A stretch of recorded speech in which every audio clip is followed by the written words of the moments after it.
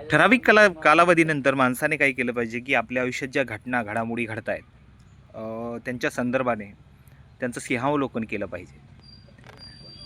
TET 3 आता जाहिरातीच्या टप्प्याच्या जवळ येऊन पोहोचलेली आहे. अशा परिस्थितीमध्ये जे कमी मार्क घेणारे विद्यार्थी आहेत त्यांनी काय चुका केल्या होत्या हे जर सिंहावलोकन करून पाहितलं, एकदा पाठीमागे वळून पाहितलं, तो 200 मार्काचा पेपर हा पूर्णपणे सोडवला नाही.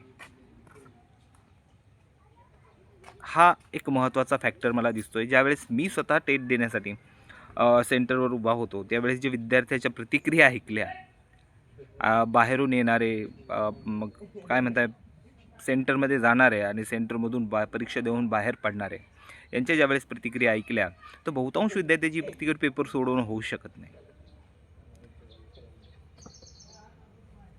कोणत्याही प्रकारची चुकीच्या उत्तरासाठी गुण कमी केले जात नसताना सुद्धा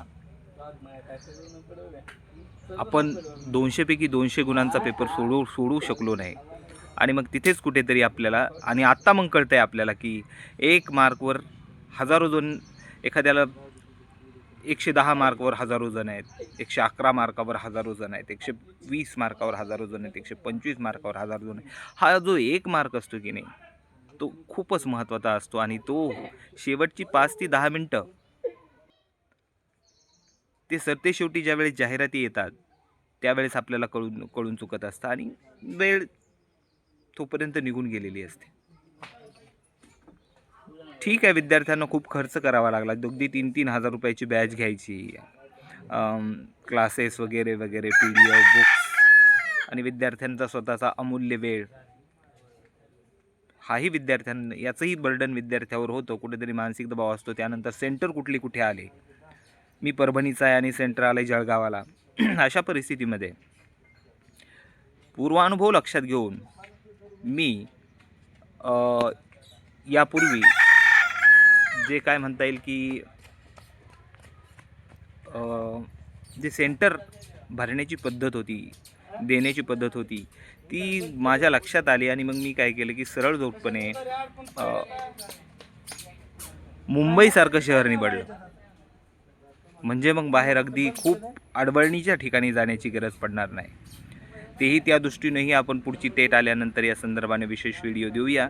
सद्यस्थितीमध्ये तुमचे प्रेफरन्स किंवा जाहिराती लवकरच येतील. हे एक आपण सिंहावलोकन करतो आहोत की पाठीमागे घडलेल्या गोष्टी आपण सुद्धा 3-3, 4-4 हजार हे विद्यार्थ्यांच्या खिशावर जो बोजा पडतोय तो कमी करण्याचा प्रयत्न करूया. पुढच्या वेळेस फक्त 699, 599, 499 अशा प्रकारे आपण बॅच ठेवणार आहोत, जेणेकरून सर्वसामान्य विद्यार्थ्यांना खिशावर भुर्दंड पडणार नाही आणि मेंटेनन्समध्येच म्हणजे मेंटेनन्सच्या खर्चामध्येच विद्यार्थ्यांचं हित होईल आणि चांगल्या दर्जाचे शिक्षक वर्ग आपण त्यासाठी उपलब्ध करून देणार आहोत. आणि त्यासाठी आत्तापासूनच आपण मोर्चे बांधणी केलेली आहे की विद्यार्थ्यांना विद्यार्थ्यांच्या खिशावर कमीत कमी भार पडावा. म्हणजे आज 3,000 कोणी जर फीस घेत आहे तर आपण त्याची फक्त 6वा हिस्सा फीस, फक्त मेंटेनन्स खर्च जो लागेल त्याच्यासाठीचा, जे शिक्षक शिकवणार आहेत त्यांचं जे मानधन लागेल तेवढ्याच खर्चावर आपण भविष्यकाळात 2027साठीची टेटची तयारी करून घेणार आहोत.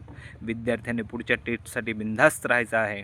तुम्हाला तुमच्या खिशातून 3, 4, 5 हजार द्यायची गरज पुरणार नाही.